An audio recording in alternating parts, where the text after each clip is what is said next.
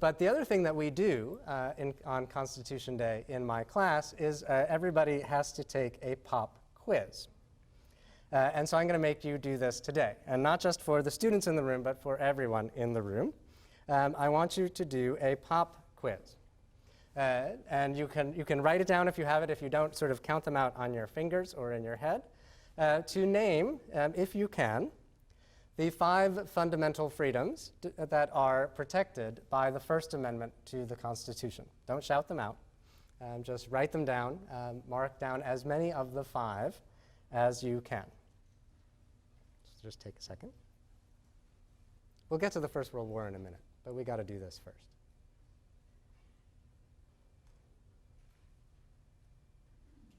All right. The First Amendment to the Constitution guarantees 5 fundamental freedoms. All right. Everybody got a shot at it? All right. Now, I would like you to name the 5 members of the Simpson family.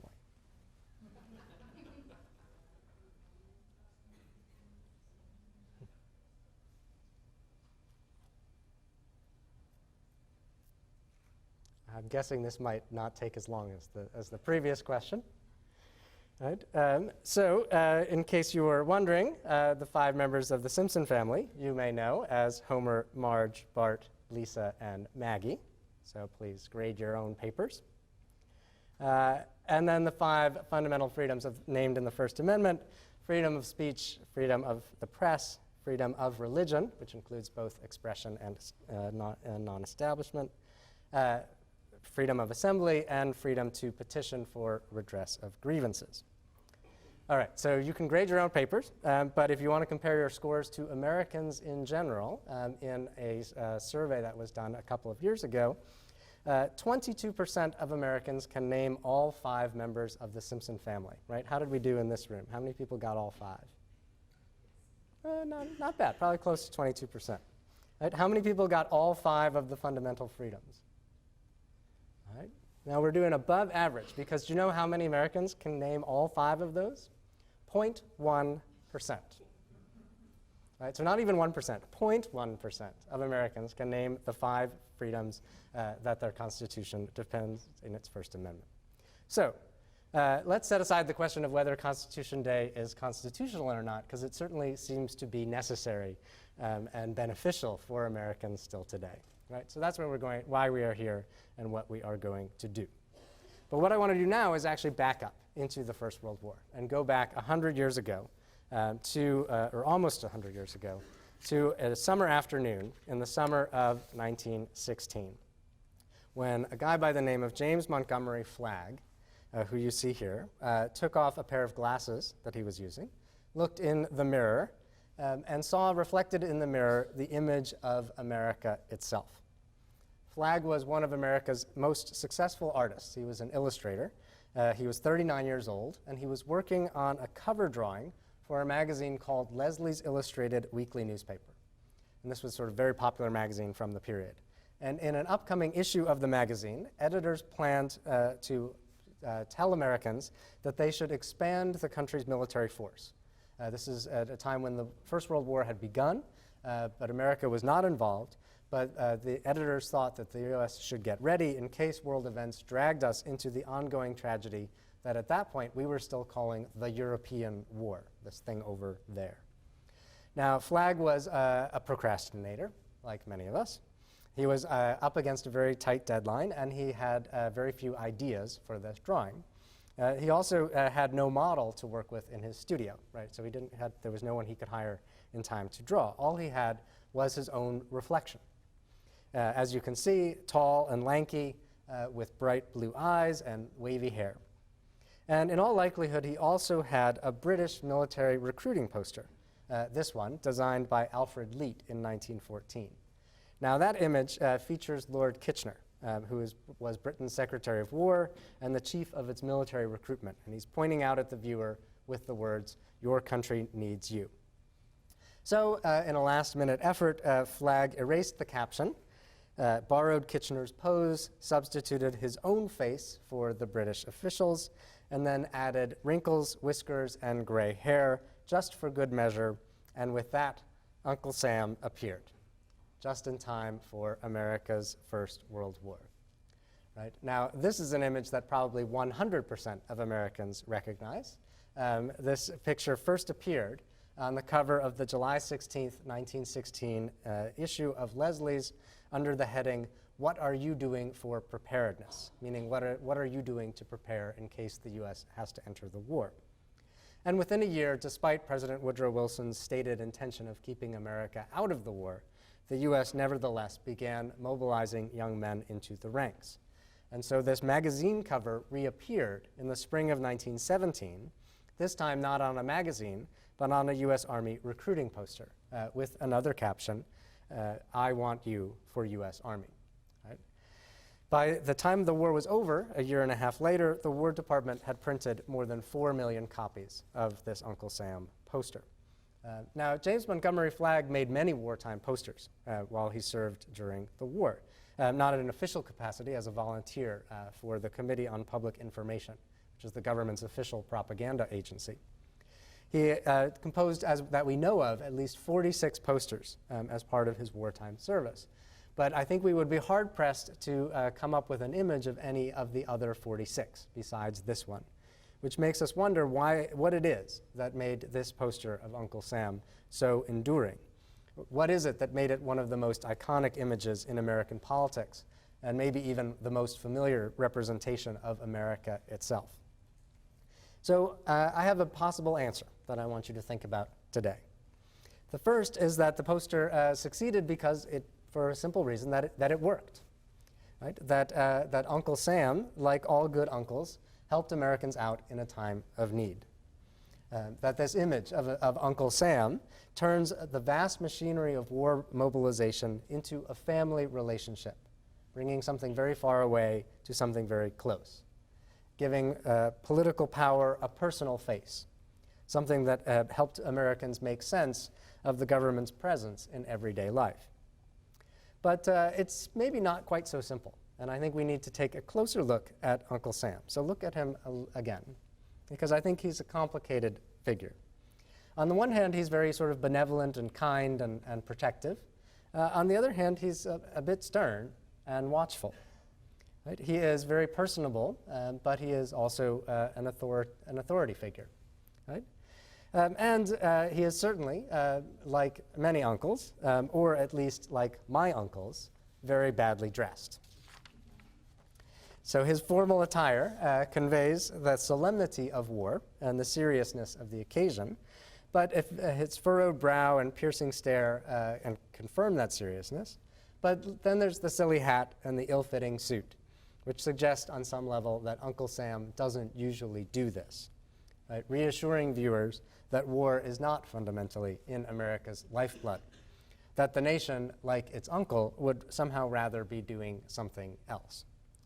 Right? And I think that that's part of the reason why when Americans tried to depict their wartime experience, they chose 4 million times to depict Uncle Sam. When they tried to struggle with and manage the uneasy balance of liberty and security in wartime, they turned to Uncle Sam. Now, at times, they saw posters where Uncle Sam urged them to register for the draft, to buy bonds, to conserve food, to keep a vigilant eye on their German neighbors. They may have been frustrated in the winter of 1917 when they were facing the rising cost of living and shortages of coal and sugar, and as the news of the first American casualties in Europe began reaching homes across America. They may have been frustrated to discover that the poster had been vandalized by opponents of the war or by just sort of misbehaving children. They may have shared the anger of a group of New York women who petitioned Congress to make the defacement of wartime posters a federal crime.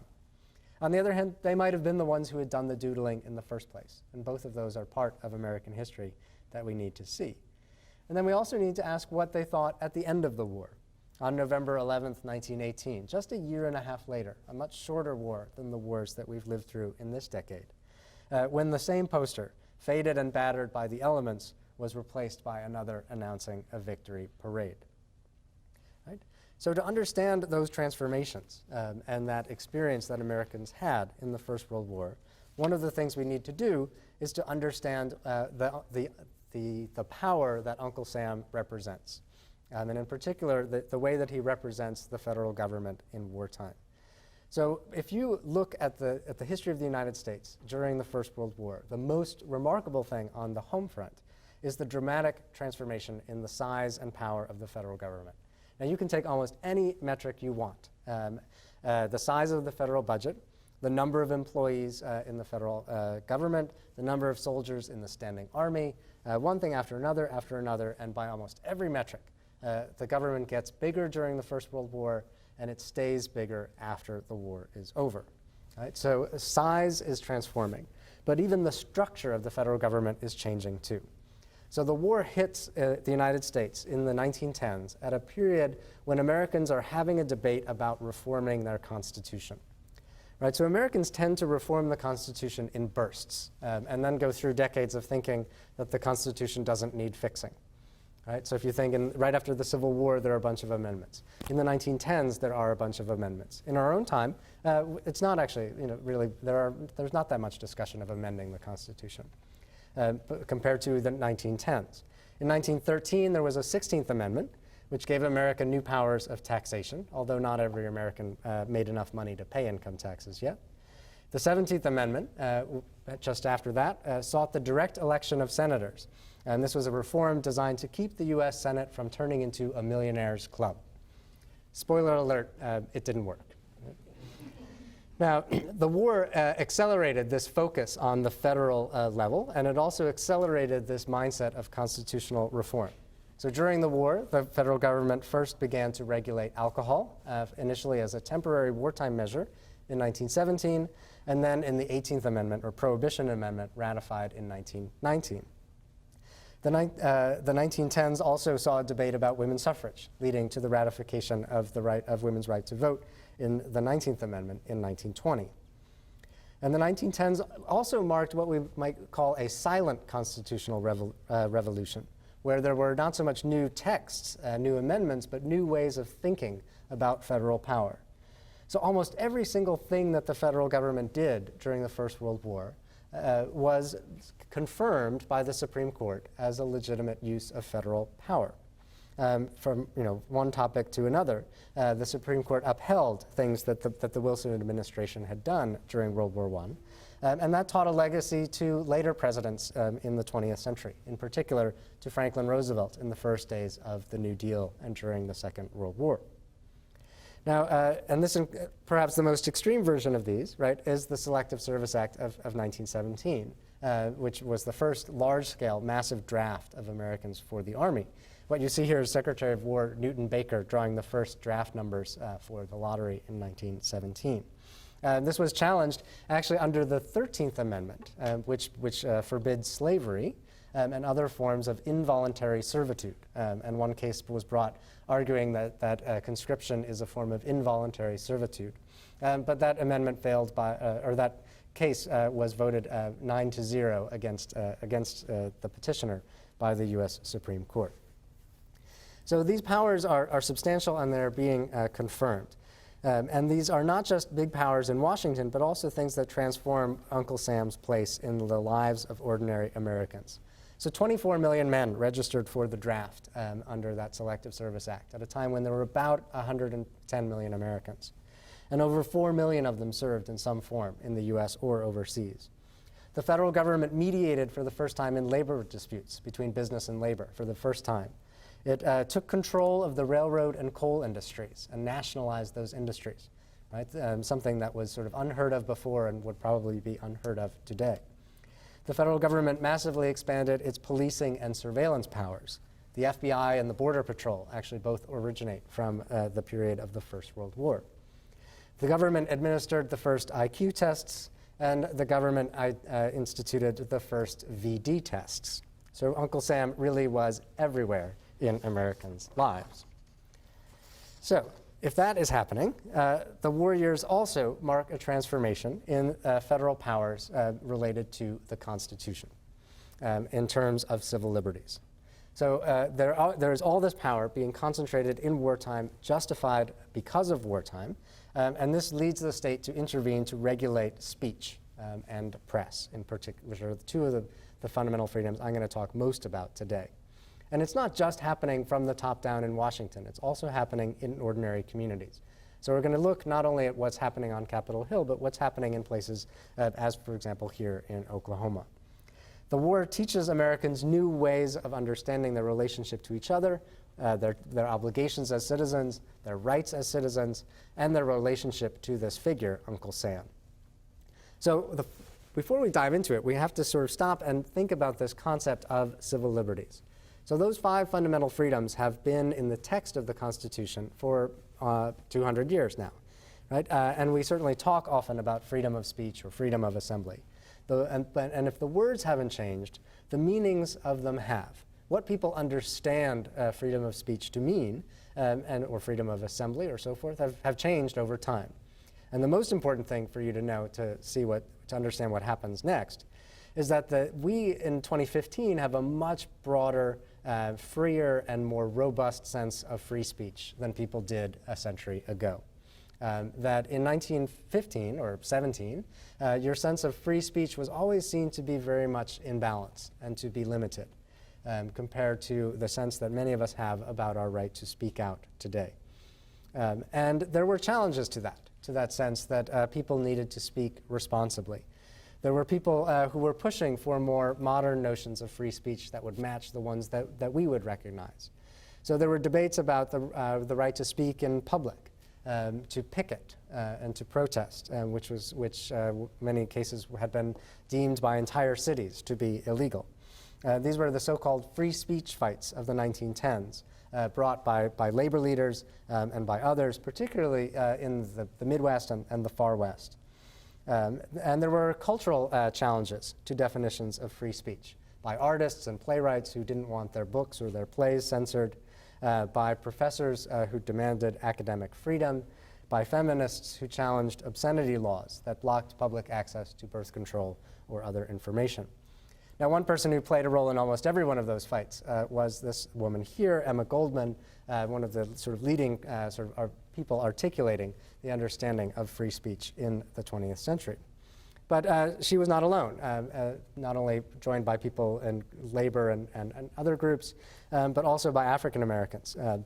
In African American communities, particularly in the South, there had been efforts to assemble, to speak in public, to publish for decades, many of them brought by this woman, Ida B. Wells, who published her claims in a Memphis newspaper that she edited. Its title was, unsurprisingly, Free Speech. Right? So there is an ongoing debate about free speech that's already happening when the war comes. And the second thing, so there's 3 things you need to know, right? One is they didn't think about free speech the way we did. 2, there was a small number of people who did and were pushing to change that. And then third is that the war begins and the war is controversial and divisive. Right? Not everyone wants to go. Right? So in retrospect, we think, oh, all Americans got on board with World War I. But America was deeply divided about whether we should join the war and also how we should fight it. Right? Whether we should have a draft or volunteers, pay for it with taxes or bonds. Right? So this division plays out in the debates over free speech. So here's the next question about free speech, which brings us to Washington and to the President Woodrow Wilson at the time, which is, was Uncle Sam inside people's heads? Did he care what you thought, what you said, what you felt about the country and the war? And the answer is that whether you think about Uncle Sam in the faraway sense, as a symbol of the federal government, or if you think of him as the watchful uncle next door, the answer to that question is yes. It came to matter a great deal, what you felt about the country, what you thought about the war, and in particular, what you said about it. Now, some of this is coming from official agencies, and in particular, that I mentioned before, the Committee on Public Information, which was an official propaganda arm of the federal government, designed to tell Americans what the war was about and why they should get involved. This was a massive volunteer organization organized in Washington, but set up in communities all across the country, including here in Oklahoma. In particular, its leading volunteers were people called the 4-Minute Men, a group of 75,000 volunteers who would give brief speeches, hence the 4 minutes and the 4-Minute Men, on what the war was about, trying to get people to register for the draft, to save food, to buy bonds, et cetera. That was one of the largest group of volunteers, the millions of Americans encountered the 4 Minutemen as speakers. They encountered sort of pamphlets. The CPI itself published more than 75 million publications or copies of publications during the war, right? And like I said, about 100 million Americans, probably not all of whom could read. So there was something for everyone to read at some point during the war. Now, after the war, many people thought that the CPI had gone too far, that it had tried to control Americans' minds, that it was a sort of mind control and brainwashing. But in fact, it only would have succeeded if it had a fertile ground with which to work, and if there were thousands of volunteers in communities willing to do the CPI's work. These were not ideas imposed from Washington, but ideas validated in Washington and imposed in local communities. Now, the same thing happens with the terms of the law, and there's two laws that you need to know about in particular. The first is the Espionage Act of 1917. Now, the most important thing to know about the Espionage Act is that it actually has very little to do with espionage, right? That Section 1, which I've shown you a picture of here, has to do with espionage and whether you can sort of take pictures of military installations and things like that. But all the rest of the provisions of the Espionage Act have to do with the regulation of speech and publication, and in particular aim to suppress anti-war or anti-draft ideas, making these federal crimes punishable by fines of up to $10,000, and that's an awful lot of money in 1917, and prison sentences of up to 20 years. For anyone who makes a statement that, quote, with intent to interfere with the operation or success of the military or naval forces of the United States, or to promote the success of its enemies. And in particular, the Act gave to the Postmaster General the power to withhold from the mails any matter that, quote, advocates or urges treason, insurrection, or forcible resistance to any law of the United States. Right? So this was a law that demanded obedience and demanded agreement with policies from Washington. And it would be amended.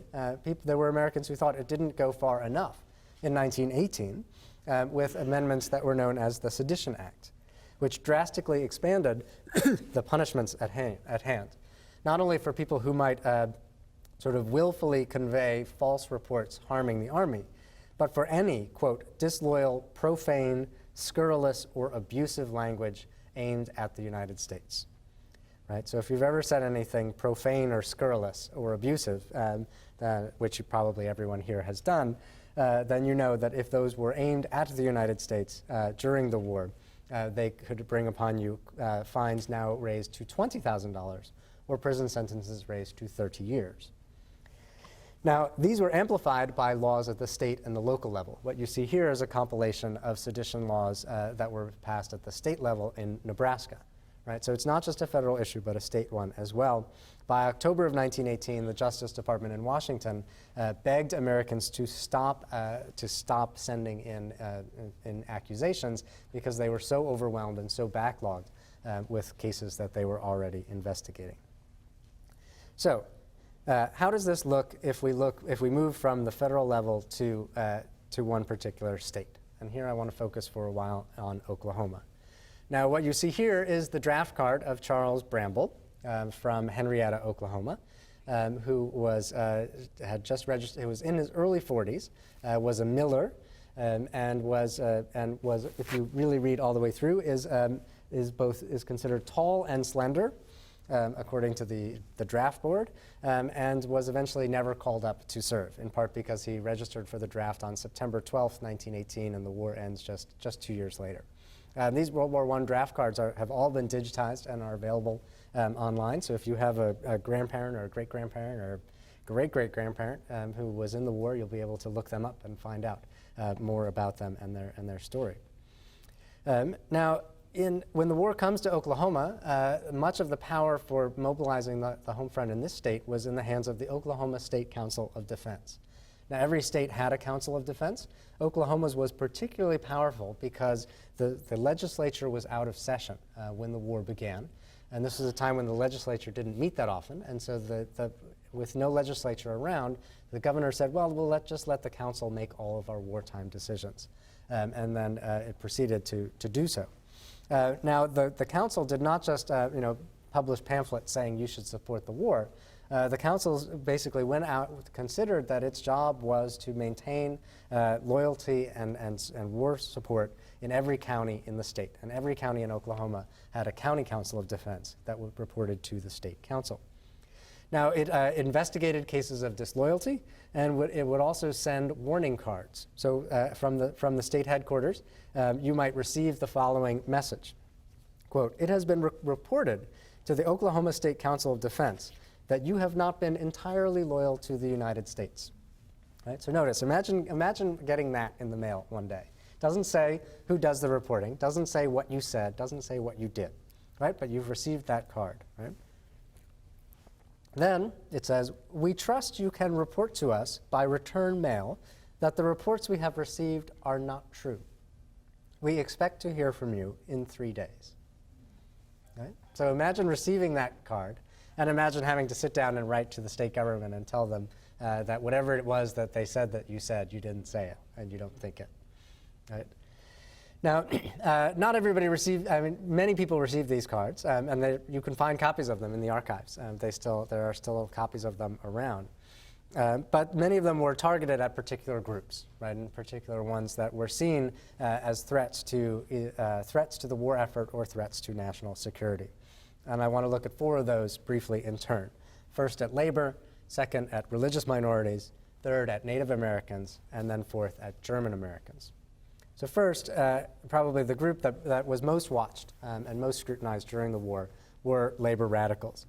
This was a time when there was actually a vibrant socialist party in the United States. It was small, but it existed, and when labor groups were trying to organize all around America, but also especially here in Oklahoma.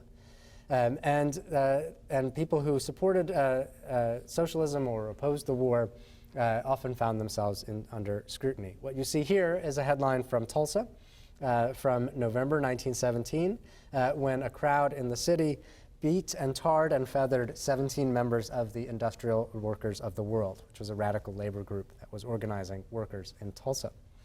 And probably the largest crackdown came after something called the Green Corn Rebellion.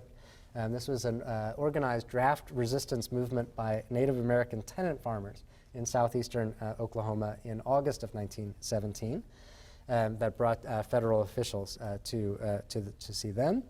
And another crackdown on socialism came, and this is a remarkable one, a guy named Orville Enfield, who was a preacher and also a Christian socialist, was arrested in the town of Arnett in 1918, not because he said anything, right, but because, get ready for this, right, he was seen applauding an anti-war speech given by another person.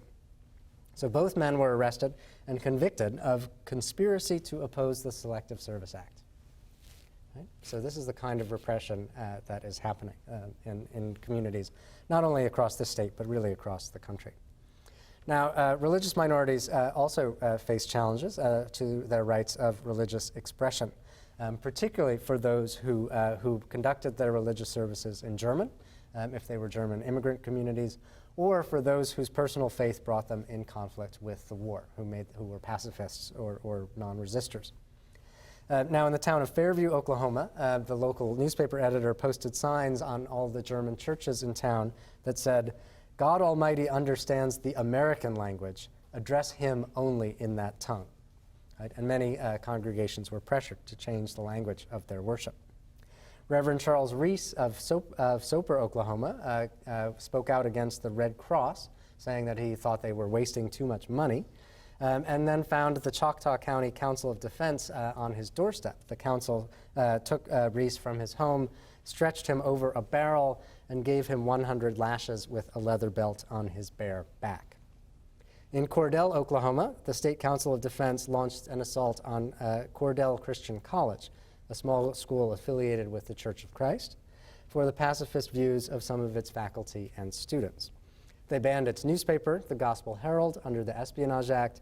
They banned the speaking of German within city limits, and eventually they shut the college down altogether in the summer of 1918. What you see here is a small church in Nebraska that taught its students as a church school in central Nebraska that taught its children in German, for Bible classes alone, and its teacher was arrested under Nebraska law, but brought a challenge to the Supreme Court after the war that eventually overturned a lot of these wartime laws. Now, the suppression of free speech also reached Native communities in Oklahoma and elsewhere. In the 1910s, about 1/3 of Native people were not citizens of the United States. Universal citizenship came only with the Indian Citizenship Act of 1924. And while most Native people served, as did the men you see here in this image, there were certainly others who objected to being conscripted to fight for a nation that did not treat them fairly or recognize their sovereignty. Now, probably the most remarkable case of this happened in June of 1918, when rumors started swirling out of a place called the Hickory Stomp Ground near Henrietta, Oklahoma, where it was said that a woman named Ellen Perryman was organizing a mass movement against the draft. Now, Perryman was later dismissed by Bureau of Indian Affairs officials as, quote, more of a crazy person than anything else. You know, some of that is a condescension toward her on the basis of her race and probably her gender as well. But it is probably the case that she was probably a very difficult woman to get along with. She was a controversial speaker, known already in the community as a difficult individual. But this 45-year-old, 5'3" woman was probably not an enormous threat to national security. Nevertheless, rumors were numerous. Local people told the federal officials that she had called the Army, quote, yellow-legged SOBs, and that she had complained that Creek men were, quote, going to the slaughter fields of France. Right? Now, she may or may not have ever said those things, but nevertheless, the rumor was enough to bring the agents of the Bureau of Investigation, what would later become the FBI, which couldn't find Perryman when they went to look for her in Henrietta, but they launched a nationwide manhunt for her that lasted for 6 months. She didn't actually get very far. She only got from Henrietta to Muskogee, but eventually they found her, arrested her, and began a prosecution for her under the Espionage Act, one that they actually only gave up because the war eventually was over. By the time that by December of 1918, the war, when they finally found her, the war was already over. Now, also similarly, German Americans faced challenges and threats, both in Oklahoma and elsewhere. They were regulated, especially those who were still citizens of Germany and subjects of the German government, and therefore enemy aliens, officially under the terms of international law. Enemy aliens were required to register, were fingerprinted, were forced to, they were limited on where they could live, whether they could live near military installations or munitions factories. They were forced to surrender their firearms, and during the course of the war, some 6,000 German citizens were interned during the war. Now, there were also more broadly assaults on German culture and German institutions and voluntary associations, and this happened around the country, and it also happened here in Oklahoma. In the town of Bessie, Oklahoma, a crowd dragged a German-American man from his bed, tarred and beat him for defending the right of a speaker to speak about the war. Similar tar and feathering happened in Jackson County, where several German-Americans were assaulted and then actually run out of town, never to return. In central Oklahoma, a group emerged called the Knights of Liberty, which was a vigilance organization that turned its attention to a newspaper called the Oklahoma Vorwärts, which was a German-language newspaper published in Bessie, Oklahoma. In September of 1918, they ordered the editor, Julius Hussey, to cease publication of the newspaper, and he refused. And a month later, on October 17th, a group of about 50 men from the Knights of Liberty took it upon themselves to shut down his operation. They shut down, and by shutting down, I mean they actually sort of they broke into the newspaper headquarters, they smashed the press, and by some accounts burned it, although it's not clear whether they didn't burn it to the ground, but there were fires in Bessie that night. Now, I think perhaps for me the most disturbing incident in Oklahoma, if not everywhere, on the home front during the war, happened in Tulsa on March 23rd, 1918, when a man by the name of S.L. Miller, who was a volunteer with the Tulsa County Council of Defense, was eating in a local restaurant. Now, Miller was not a federal agent. He was a wartime volunteer, He was sitting in the restaurant. He overheard a guy by the name of Joe String, who was a waiter in the restaurant, kind of sort of making some loud talk against the war, saying sort of outlandish things, including that he hoped all American soldiers who went to France were killed. Now, at that point, Miller was enraged, got up from his chair, grabbed the waiter, and shot him 3 times point blank in the chest. Miller turned himself in to city police and was released from police custody about 2 weeks later after a brief trial that deemed the killing, quote, a justifiable homicide. Right? So these are stories of repression that are largely written out of America's history, constitutional or otherwise. But it's important to know them. It's also important along the way not only to focus on those, but also to hear the voices of resistance as well, the people speaking out against this and in defense of their constitutional rights. People like Ellen Perryman, who refused to submit from the Creek community. People like Julius Hussey, who kept publishing his newspaper for a month after he had been warned not to. People like Senator Thomas P. Gore, Oklahoma senator in Washington, who opposed wartime policies and eventually lost his Senate seat for re-election due to his positions. People like D.R. Dial, a church elder and regent of Cordell Christian College, who, when warned to get out of town and, quote, very promptly by a local group of vigilantes, said, quote, I am an American citizen, and this is a free country, and if the people want me, I will be found right here on these streets. Right? So it's important to sort of, the images I want to stick in your head are not only that moment in that restaurant in Tulsa, but also that moment in the middle of the street in Cordell, right, where D.R. Dial says, you know, I'm an American citizen, and this is a free country, and if the people want me, I will be found right here on these streets. Now, it was only a matter of time before these questions of free speech reached the U.S. Supreme Court. Between 1917 and 25, the justices heard a series of cases on freedom of expression, focusing specifically on the fact that the Constitution forbids Congress to make any law impinging on the freedom of speech or the press. Now, the Supreme Court had actually had very few cases, almost none, on free speech issues before the war begins. But the first big one comes in January 1919 and comes out of the war. And it's Schenck versus U.S., as you can see here. As you can also see from the images, you could also call it the Battle of the Mustaches. Right? You see on the left, Charles Schenck, General Secretary of the Socialist Party in Philadelphia. On the right, Justice Oliver Wendell Holmes, one of the leading figures in the history of the U.S. Supreme Court. Now, Schenck and his colleague Elizabeth Baer had been charged with violating the Espionage Act because they circulated a pamphlet criticizing the draft. And here's a picture of the pamphlet with its title, Long Live the Constitution of the United States. They believed that the draft was unconstitutional. Do not submit to intimidation, they urged, telling readers to, quote, assert your rights. They went even further, insisting not only that people had rights not to be drafted, but also had a political obligation to dissent and speak out against the war. Quote, if you do not assert and support your rights, you are helping to deny and disparage rights which it is the solemn duty of all citizens and residents of the United States to retain. You must do your share to maintain, support, and uphold the rights of the people of this country. Now, the justices were unconvinced by Schenck and Baer. Speaking for the court in a March 1919 ruling, Justice Oliver Wendell Holmes defended free speech, and he admitted that much of what the socialists had earlier had said had been said by other people. But like so many others, Holmes believed the war had changed the terms of political obligation.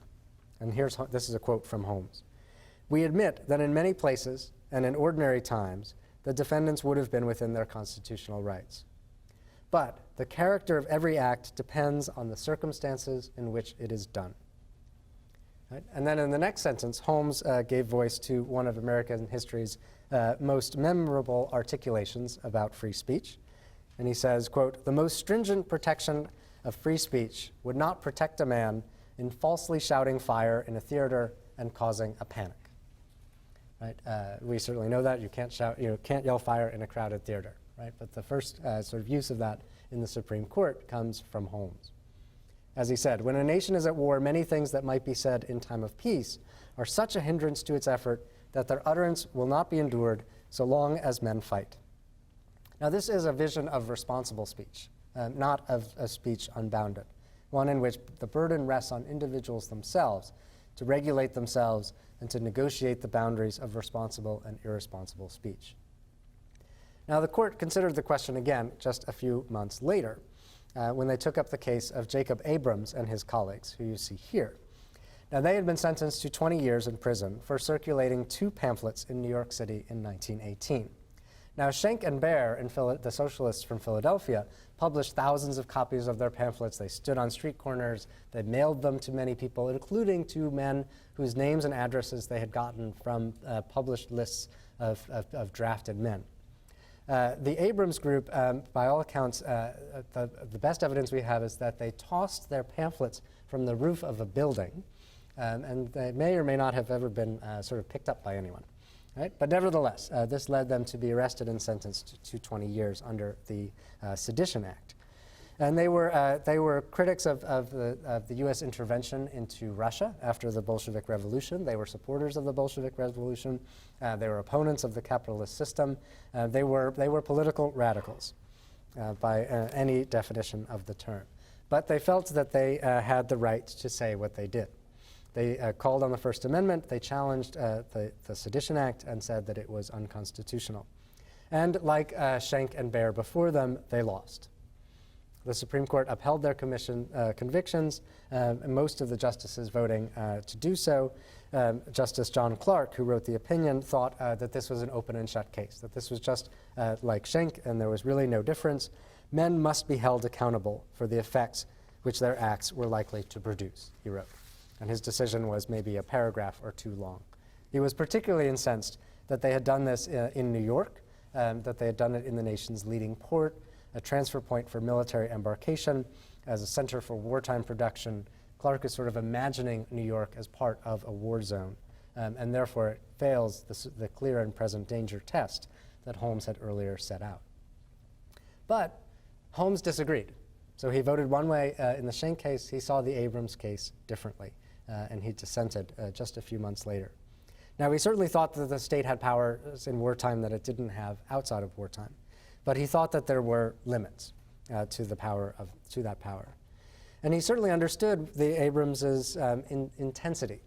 He said, if you have no doubt of your premises or your power, and you want a certain result with all your heart, you naturally express your wishes in law and sweep away all opposition. Right? And he knows that America has this power to suppress unpopular ideas. But Holmes thought this went too far, and suggested a different vision for how we might regulate speech. He insisted that, quote, the ultimate good desired is better reached by the free trade in ideas, that the best test of truth is the power of the thought to get itself accepted in the competition of the market, and that truth is the only ground upon which their wishes safely can be carried out. Right? So Holmes is now offering a different vision, right? Not one of balancing, not one of obedience, right? But one in which ideas should just get out, and that there is no threat from an unpopular idea.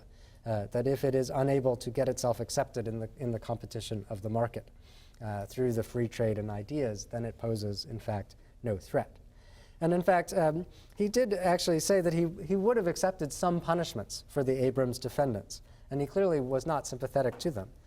He described them in his decision as, quote, poor and puny anonymities, whose pamphlets could not but fail to dissuade responsible citizens.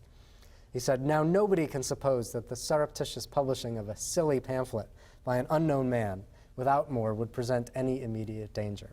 Right? So notice, he imagines this marketplace of ideas where people like Abrams would be free to speak, but where their ideas would find no purchase.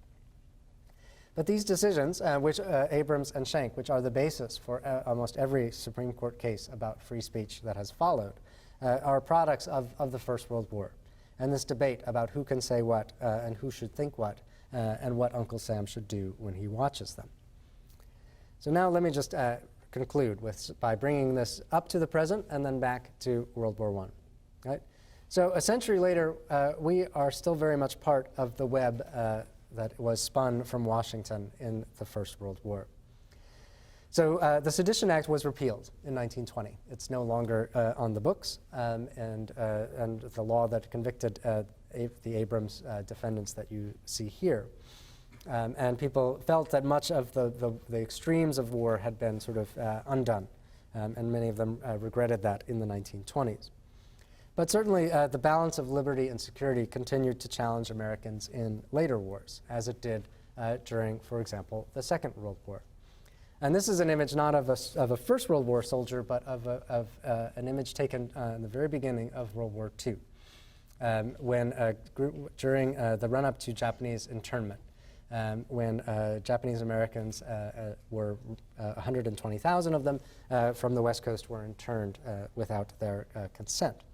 The guy that you see on the right is actually a soldier of the First World War, right? A veteran of World War I, who actually, and there are several examples of this, veterans who wore either their American Legion uniforms or their military uniforms on the days when they were being required by the federal government to show up for internment. Right? And of course, these questions of liberty and security confront us today and have ever since September 11th and the passage soon thereafter of the USA Patriot Act. Now, if the Sedition Act was repealed in 1920, the Espionage Act was not. And in fact, it is still on the books, and it is still good law. And there have been more prosecutions under the Espionage Act in our current administration than there have been in any administration since the Wilson years in World War I. It is in June, I'll go back to that. In June of 2013, the U.S. government charged NSA employee Edward Snowden with violations of the Espionage Act. And if he were to return to the United States, it is that same law that he would face prosecution under.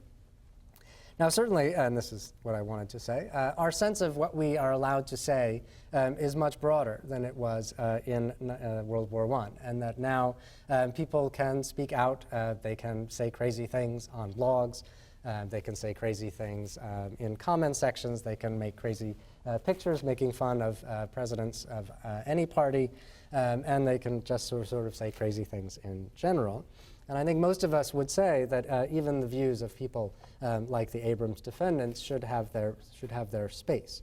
But there are other questions of liberty and security that preoccupy us now, ones that focus less on what you can say than on how much you can be watched. As the Snowden case showed. But certainly we think, if there's a lesson for us to think about, it's not just to look at what happened a century ago, to think about what those lessons might teach us. If we do look at what those lessons might teach us, they should ask us not only what is the proper balance, but who is being targeted. Right? That who is getting the equivalent of those Oklahoma State Council of Defense mailers today, right? No one's getting those in the mail anymore, but they are experiencing something analogous, something that a century from now people will look back at us and say, I can't believe that they did that, right? So we should sort of ask those kinds of questions, and we should also be quite thankful to the people of a century ago, people like Ellen Perryman, Julius Hussey, Charles Schenck.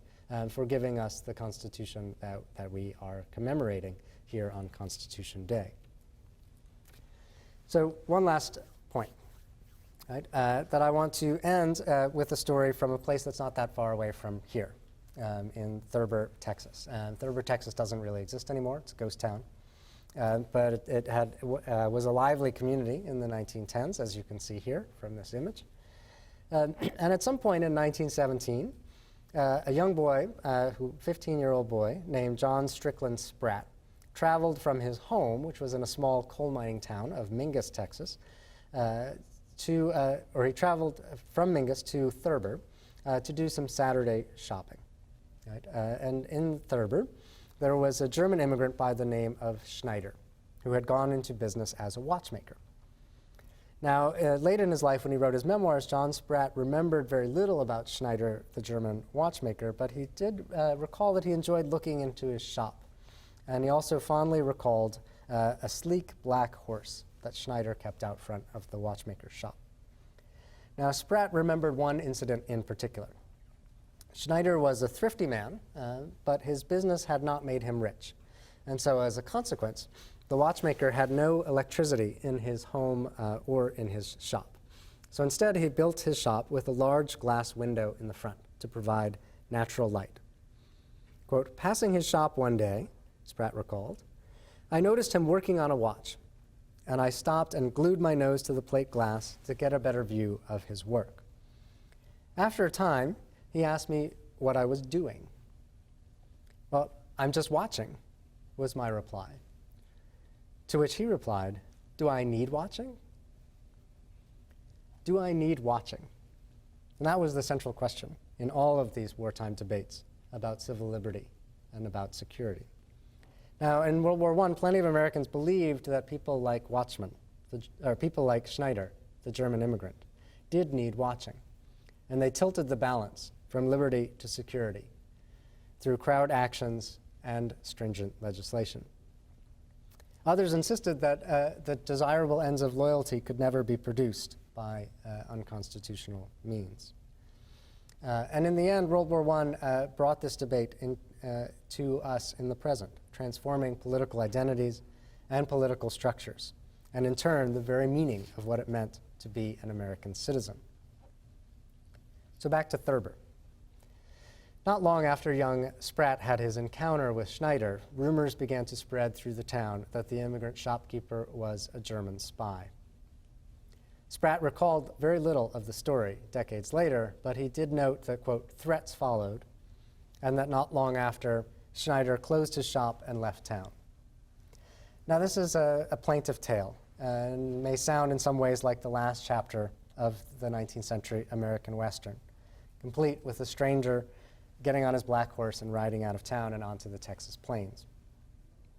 But the tale of the townspeople of Thurber is also one of the first stories of the 20th century, the narrative contours of which have been left to us to complete. Because what should haunt us is what's actually missing from Spratt's story. In that moment when two Americans locked eyes through a plate glass window in a dusty railroad town, as Schneider's question lingered in the air, "Do I need watching?" Spratt never answered the question. Thank you.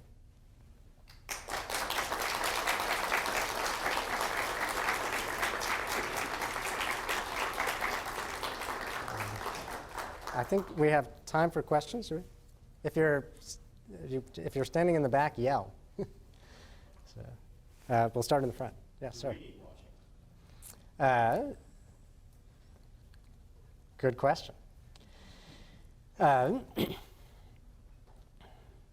I think what's remarkable in the story of what happens to people in the First World War, and I'll get to the present in a second, is the ways that Americans learned to sort of watch themselves, right? The way they learned to live in a country in which someone was watching, right? And if you know that someone might always be watching, then you actually don't need to be watched because you watch yourself, right? And that is a fundamentally modern way of living in the world, right? That I think emerges in the First World War, right? So in that sense, that's the generation of Americans who had to learn to live that way, and we have always lived that way. Right? This is sort of the way we live now. So empirically, the answer to your question is no, we don't need it. We don't need watching because, in fact, we act as if we are always already watched. Normatively, morally, right, do we need watching? Probably not as much as we are watched. Right? And I think that the intense debate that we saw in Congress over the last year or so about the NSA PRISM program and other programs like that reveal that we are, I think, being forced to examine what are those boundaries of watching and whether we are too much watched. Yeah, sure. I had a question. Do you think there's been a great change among American citizenry between the First World War in a day, within the defense of civil liberties, within the First Amendment? What I mean, has there been a shift of the press to religion between your comparison between the First World War and present day? I think yes. I mean, yes. Obviously, there is, and I think that our more modern understanding of what those liberties are emerges from this period. And I think although all of our more recent wars have led to sort of debates about what's the proper balance between liberty and security, that certain things we do take much more for granted. Particularly around speech and publication. That certainly we think we can say, and we in fact can say and believe a much wider range of views than people could 100 years ago. Now there are other questions, and there are certainly, if you frame this solely around the questions of the press and what could be published and what journalists could have access to, that's a different lecture. And maybe one for next year on Constitution Day. But it does sort of raise those questions. I guess the one other thing I'll say is that it's important to remember that, and this is appropriate for Constitution Day, rights don't always just expand in American history, right?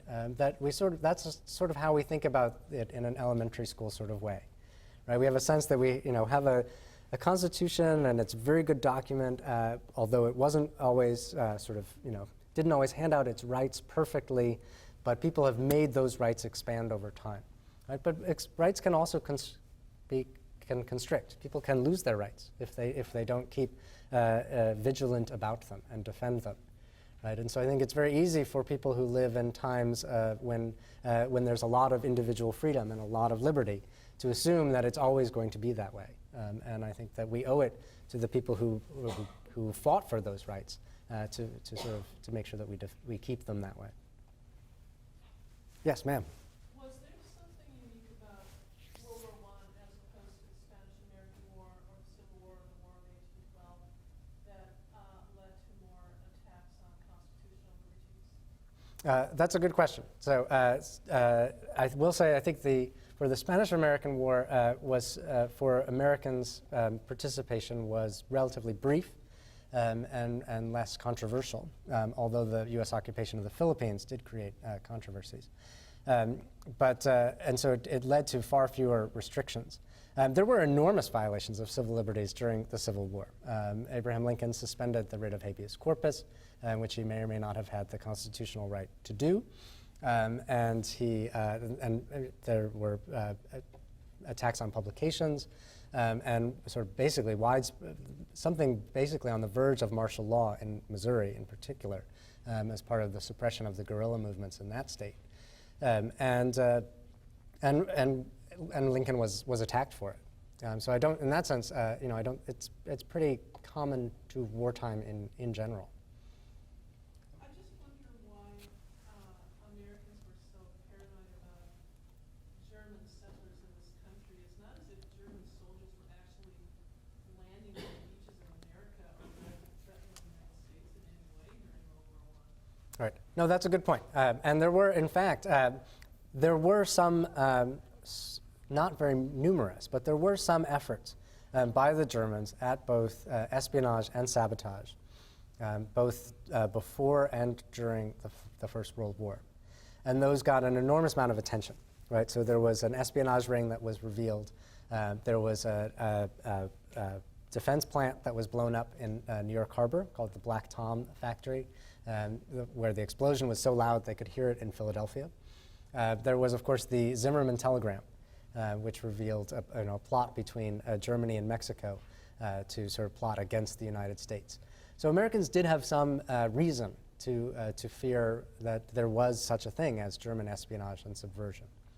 But then it all kind of evolved into something that was quite different, namely a fear not just of Germans, but of pro-Germanism.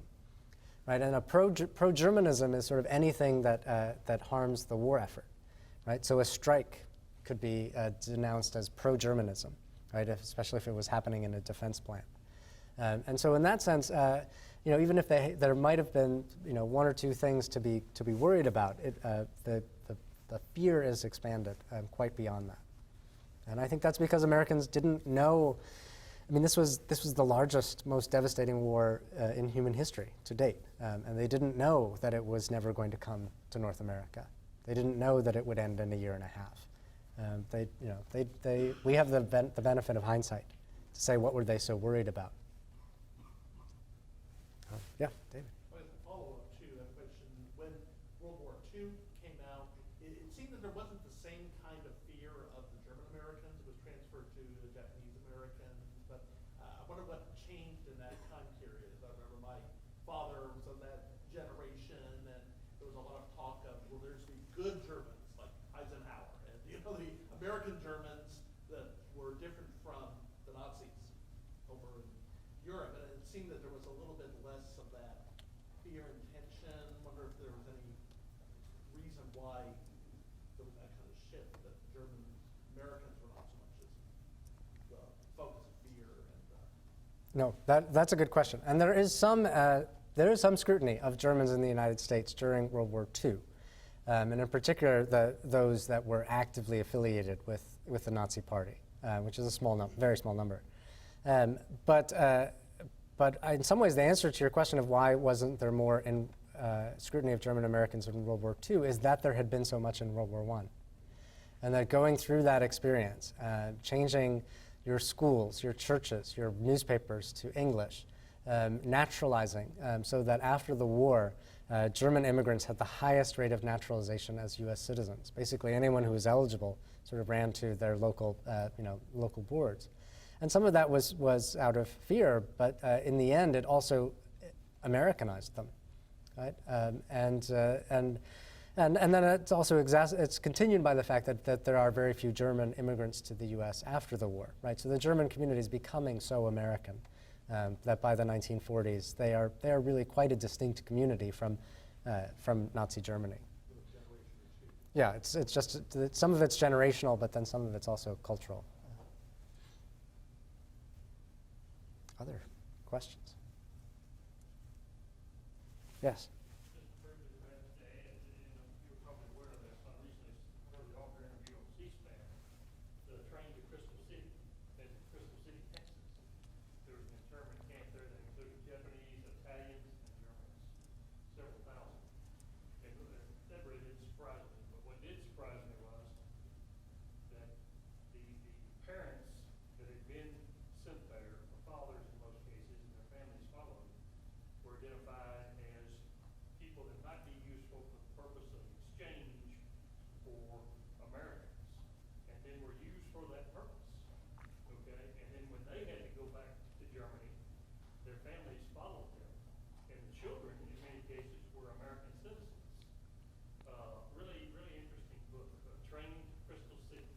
All right. No, thank you. I will check that out. And certainly, the internment of enemy aliens is legal under the terms of international law. What the U.S. did to German citizens in the First World War was legal, and in fact, the British, Canadians, Australians all did similar things. And it's important to distinguish it from what happens in World War II, right? So the internment of Italians and Germans in World War II is done along the terms of international law.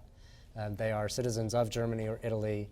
They can be visited by the Red Cross. They can appeal their internment. The internment of Japanese Americans is distinct, right? And it includes both citizens of Japan and Japanese Americans who are citizens, and does not include a right of repeal, which is part of why the numbers of internees are so much greater there. Yeah. You mentioned earlier that 100 years from now, you might look back and think what we're doing now is kind of barbaric, I guess, in a sense, like we look back at how it was in World War I. Just in your opinion, what are some things that we do now that you think we could change, and how can we change it? That's a good question, and I sort of dodged telling you that in the actual talk. So it's probably good that you just, asked it and made me answer it. I think so. I'll give you my answer, but I think the real answer is that all Americans need to answer that question for themselves, right? That we need to have, I think, a more reflective debate than we are having right now about that. And then I think I'll answer it in two ways, right? One is that I think they will. I mean, it depends. It depends what the America's like in 100 years. But I would like to think that that a constitutionally robust America 100 years from now will look at the USA Patriot Act and they will wonder why so much, right? So fast and so completely, right? Notice it. Hundreds of sections was adopted very quickly after September 11th and has proved impossible to amend. Right, we had a congressional debate about amending some of the provisions that some Americans think have gone too far. Right? And Senator Rand Paul is really one of the leaders of that movement. And it failed. It became impossible because it becomes very hard for a politician to vote against the Patriot Act. Right? And so I think that people would sort of wonder, how is it that law proved so sticky and that we're still living with it a decade and a half after 9/11. I think they will also they will look at the large scale, they will look at the watching, right? The large scale scrutiny and surveillance aimed not only at non-citizens or terrorists, but actually at the American population. And then they will do the third thing, which is sort of what I tried to do in this lecture, which is to see how might all of this be being applied unevenly, right, in ways that are targeting some people more than others. And we may not even know that until a generation from now, right, as stories come out. And that's why we need historians, it's why we need investigative journalists, it's why we need sort of legal cases and a space for people to bring those challenges. And I think we don't know yet what the costs are of the choices that we're making now.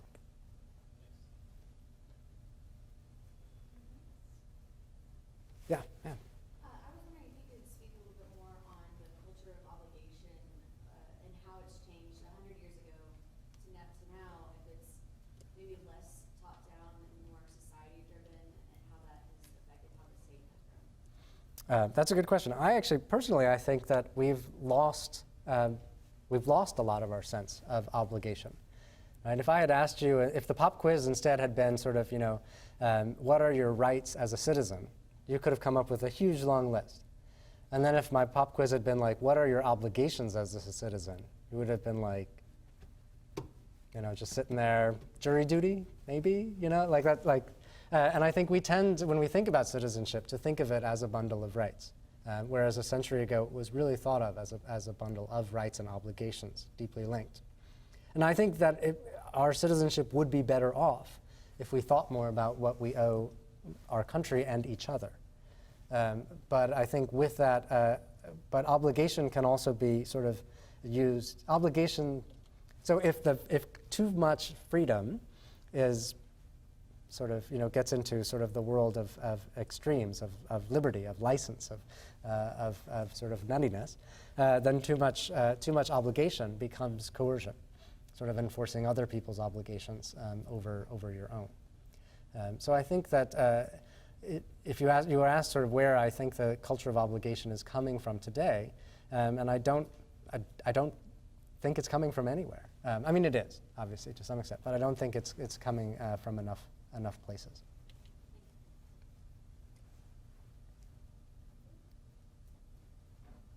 All right. Thank you.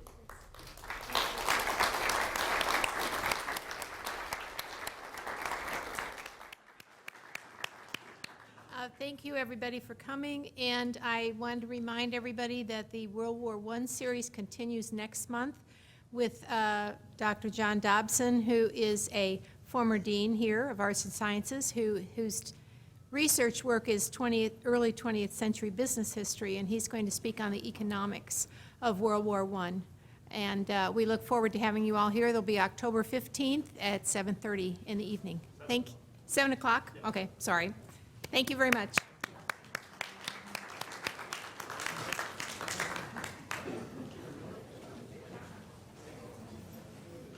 Thank you for that.